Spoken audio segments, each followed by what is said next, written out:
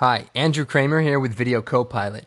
Now to start, I'm going to take this real 8mm film clip, which is actually digitally transferred from real 8mm film, so you can't get any more authentic than that. So what I want to do is I want to drag this layer down onto my timeline window right over our bride footage, and then line that up at the 0 point.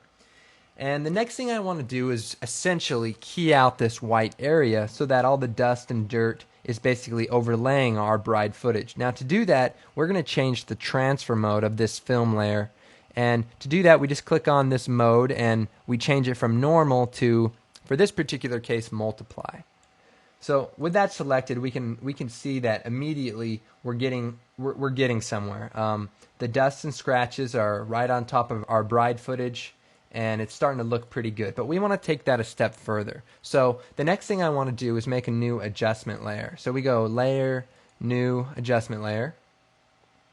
And an adjustment layer, if you don't already know, is basically an effects layer that allows you to add effects to it, and it basically affects all the layers below it.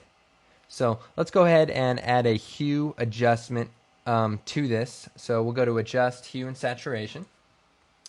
Now inside of this effect, we're going to click on the Colorize box, which is going to turn on a tinting mode. And let's go ahead and change the hue to about 25. And that kind of gives us a nice old look. And the saturation at 25 looks pretty good. So right away we get a really, really nice look. But we can also take this another step forward and blur the edges of the video to kind of give it a nice projected look that, with the uneven focus of a old projector lens. So to do that, what I'm going to do is I'm going to take this bride footage and I'm going to duplicate it. And to do that, we're going to go Edit, Duplicate. Now with this layer selected, if we come up to our Tools palette, underneath the rectangle mask tool is another tool called the elliptical mask tool. And with that showing, if we just double click on it, we automatically add a round mask to our footage.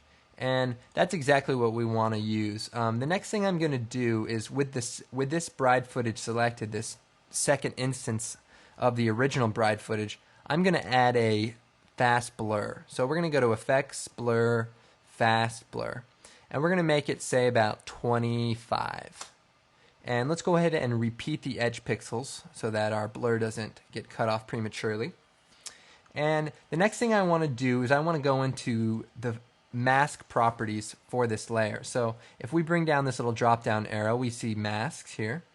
And underneath here, what we're going to do is we're going to change the mode of this mask to subtract.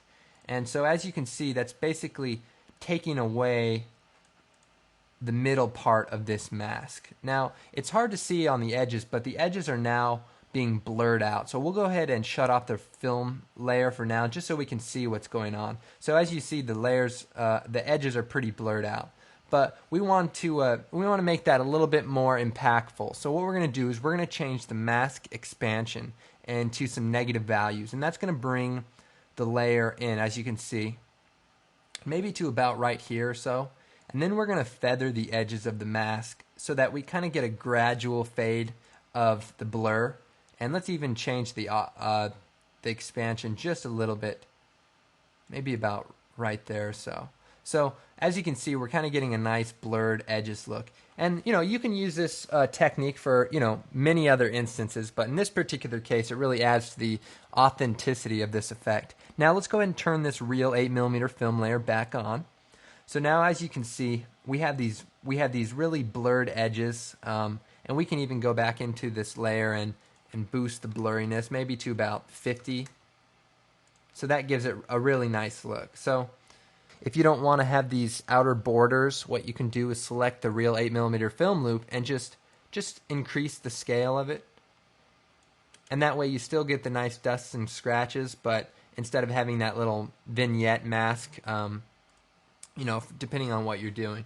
I kind of think it's a nice effect. It adds just kind of like that, projected on the wall look or whatever. So anyway, this is how you can create an old film look right inside After Effects.